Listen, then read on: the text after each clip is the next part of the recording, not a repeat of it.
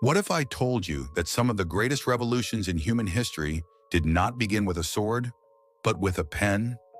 What if I told you that one quiet man, alone in a cold room, writing by candlelight, could shake the entire world, without firing a single arrow, without marching a single army, without even raising his voice? But first, let me ask you something. Have you ever wondered why humanity believed the same thing for so long? Why ancient philosophers, Roman thinkers, medieval scholars, and the most powerful institutions on earth all repeated one idea as if it were untouchable truth? The earth is the center of the universe. The heavens revolve around us. Humanity sits at the cosmic throne because this wasn't just astronomy. This was identity. This was meaning. This was comfort. If earth was the center, then everything was built for us. Then the stars were decorations. Then the sky was a perfect dome above our heads, and we, tiny humans, were somehow the main characters in a divine story. But what if that wasn't true? What if the center was only an illusion, something we invented because we needed to feel important?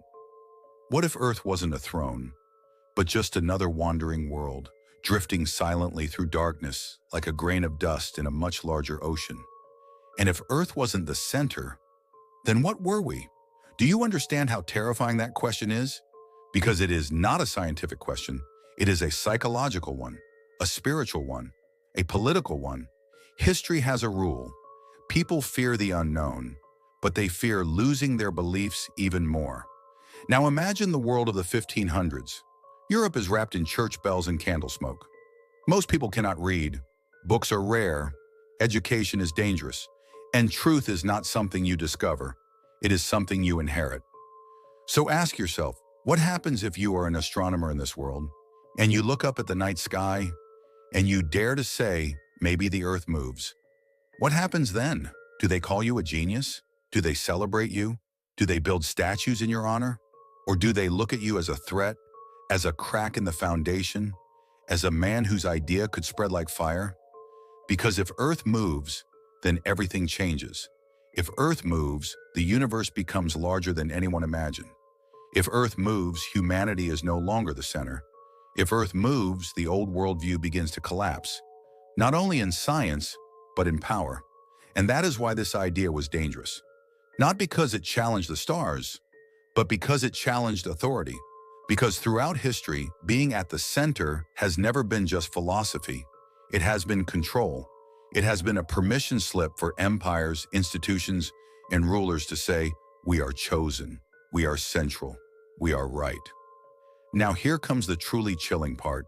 The man who would challenge this belief was not a warrior, not a rebel in the streets, not a revolutionary shouting into crowds. He was quiet, careful, mathematical. A man who didn't want conflict, but couldn't unsee what he had discovered. His name was Nicolaus Copernicus. And the most haunting question is this: if Copernicus knew the truth, or at least suspected it, why did he stay silent for so long? Why did he hide his ideas for years and even decades, as if he was carrying contraband inside his mind? Was he afraid of death, or was he afraid of something worse? Humiliation, exile, being branded a heretic, becoming the enemy of the world he lived in? Because Copernicus understood something that most people don't. Ideas are more powerful than weapons. A sword can kill a man, but an idea can kill an entire worldview. And that is exactly what Copernicus was writing. Not just a book, a bomb, a slow intellectual explosion that would eventually ignite the scientific revolution. Picture this moment: a silent night, a single candle, a desk covered in charts and ink stains, the sky visible through a small window, stars cold and ancient, and Copernicus writes a sentence so simple, yet so dangerous, that it could reshape civilization. The earth moves. That's it. 3 words. But those 3 words whisper something terrifying. You are not the center. So let me ask you, if you were Copernicus, would you publish it? Would you risk your reputation, your safety, your peace, just to tell the world a truth it might not be ready to hear? Or would you choose silence and let humanity continue believing the comforting lie? Copernicus did write it, but printing it was the most frightening decision of his life. And tonight, we are stepping into that story. Because on the day Copernicus moved the Earth, the world never truly stood still again. Before Copernicus, the universe did not feel like a mystery to people. At least that's what they believed. Because in their imagination, the cosmos was like a perfectly built palace. Step by step, layer by layer, a closed, ordered, flawless system. And at the very center of that palace stood the Earth. Heavy, stable, motionless, as if it were the nail holding the entire universe in place. Now imagine this. You are living 1,000 years ago. No telescopes, no satellites, no images of Earth from space. All you have are your eyes. And every night you look up at the sky, the stars rise in the east and set in the west. The moon changes, growing, shrinking, shifting shape. The sun moves across the heavens like it is walking through the sky. At first glance, everything seems obvious. The sky moves and the Earth stands still. So in a world like that, who would even think the opposite could be true? Who would dare to say, maybe the sky isn't the one turning? Maybe the Earth is. This wasn't just a scientific question. It touched the deepest part of how humans felt about their place in existence. It shattered the comforting belief that we are the center. Because if the Earth is the center, then humanity is the center. And if humanity is the center, then everything must have been created for us. But there was one problem. This perfect cosmic order broke down when it came to the planets. Ancient astronomers tracked Mars and Jupiter and noticed something frightening. Sometimes Mars moves forward, then it slows down, and suddenly it appears to move backward. This phenomenon was called retrograde motion. And for an Earth-centered universe, it was a nightmare. Because in a perfect heaven, why would a planet ever turn back? So the old scholars built circles within circles, epicycles. They kept adding more and more rotating paths just to make the model work. And slowly the universe began to look less like God's perfect palace and more like a complicated mechanical machine. But even then, the center remained untouchable. The Earth had to stay still. Because if the Earth moved, it wouldn't only change astronomy, it would change the world. Power would change. Belief would change. Humanity would lose its special place. And that is exactly why this idea was terrifying. And then, sometimes history does this. While everyone believes the same thing, one person stops, becomes a question, and looks at the sky differently. His name was Nicolaus Copernicus. He wasn't a warrior. He wasn't a revolutionary. He was a quiet man. But he possessed the most dangerous weapon of all, doubt. When Copernicus looked at the heavens, he felt something was wrong. Because no matter how many circles you added, no matter how many complex paths you invented, the planets still behaved strangely.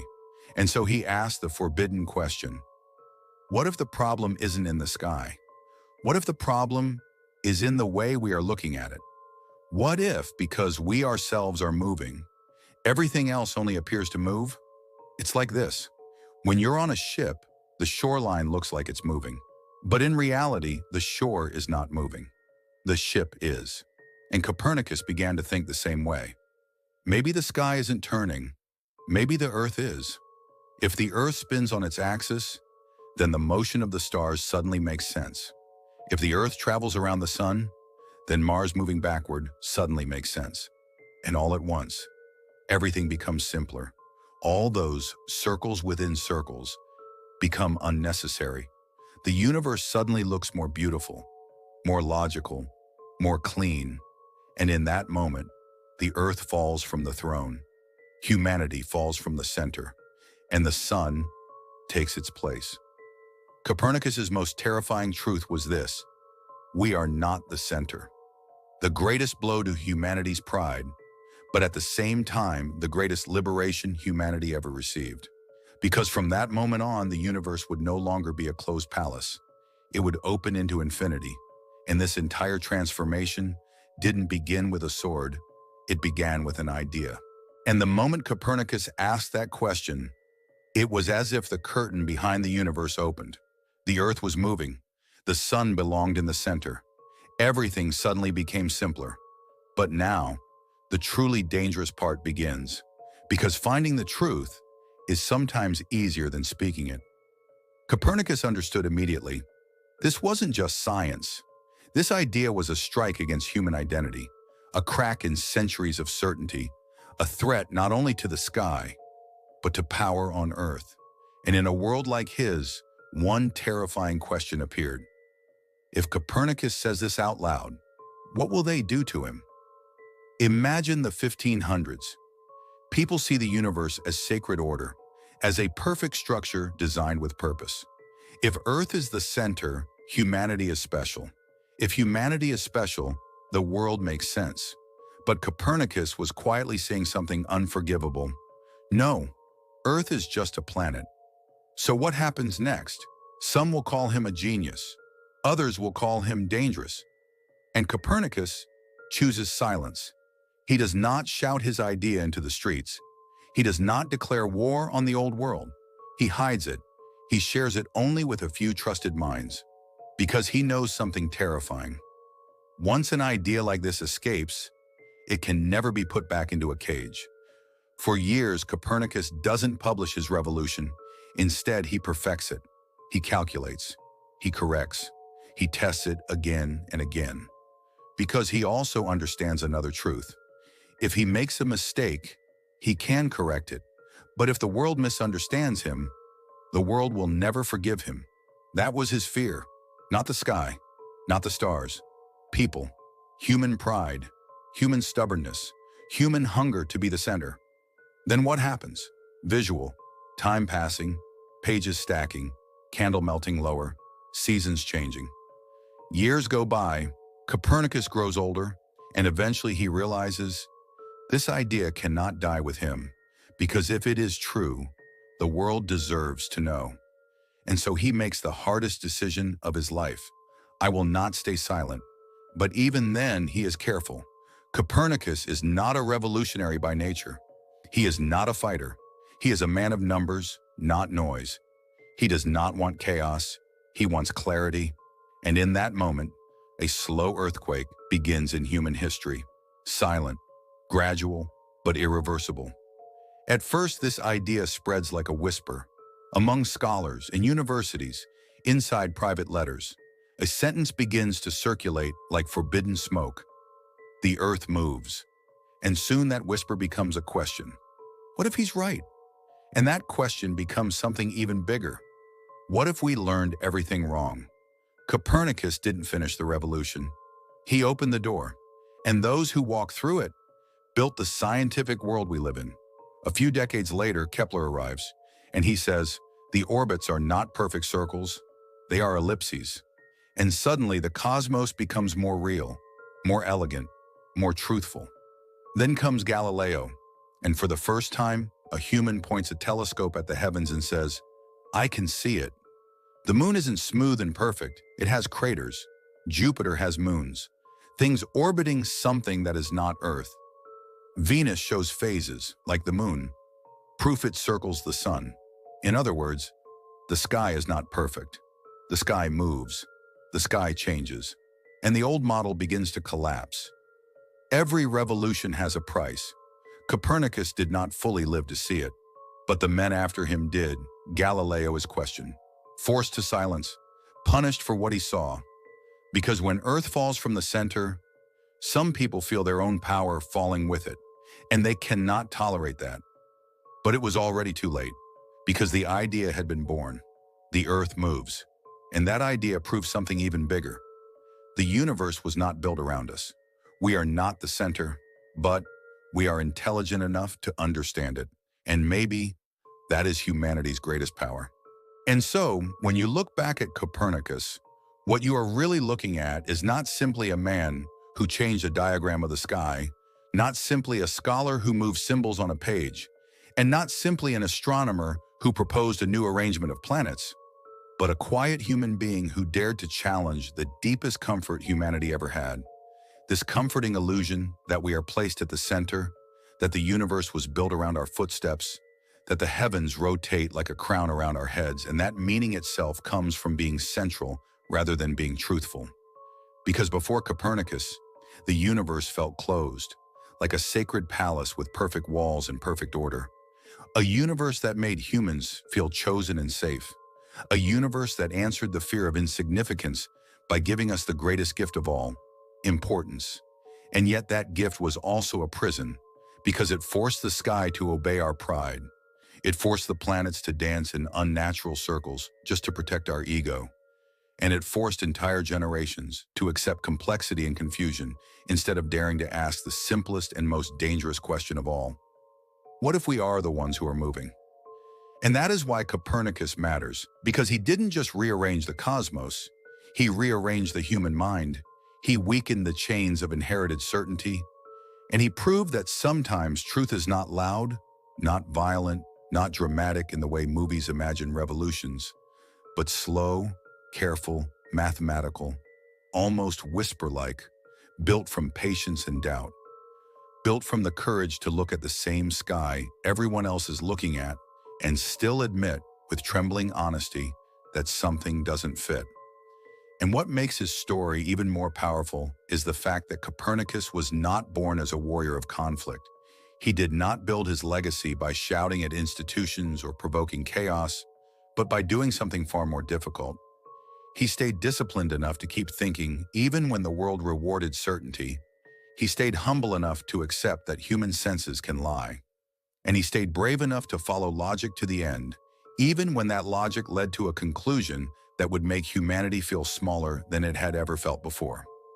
Because once you accept the Copernican idea, you cannot return to the old world again, since the moment the Earth is no longer the throne, the moment the sun becomes the center, the moment the heavens stop being a perfect ceiling and start becoming an open ocean, everything changes, not just in astronomy, but in philosophy, in religion, in politics, in the psychology of what it means to be human. Because suddenly we are not living inside a cosmic room with walls. We are floating inside infinity, surrounded by questions that do not care about our pride. And from this single shift, this silent shift, came a chain reaction that no empire could stop and no authority could permanently silence. Because the Copernican model did what every true scientific revolution does. It opened the door for others. It invited Kepler to discover that nature loves ellipses more than perfect circles. It invited Galileo to look through glass and see that the heavens are not pure, not untouchable, not perfect, but physical and real, scarred with craters and surrounded by moons. And it invited Newton to describe the universe not as a mysterious divine dance, but as a system with laws that could be understood, predicted, and proven. Yet even beyond all science, beyond all calculations and telescopes, Copernicus gave humanity something deeply emotional and almost spiritual, because he taught us that truth is not a comfort story, that reality is not required to protect our ego, and that real greatness is not about being at the center, but about having the courage to accept when we are not. So here's the final thought, the one that stays with you after the documentary ends and the music fades out. Copernicus didn't make humanity weaker by removing us from the center. He made humanity stronger by giving us the freedom to explore. Because once we stopped pretending we were the center of everything, we finally became curious enough to understand everything. And it is that curiosity, this brave willingness to accept what is real, that turned a species of fragile creatures into explorers of the cosmos. And maybe that is the ultimate message of Copernicus, the message hidden inside the silence of his life and the simplicity of his truth. The Earth moves, and when it moved, humanity moved with it. From certainty to curiosity, from myth to measurement, from a closed palace of comfort to an infinite universe of discovery.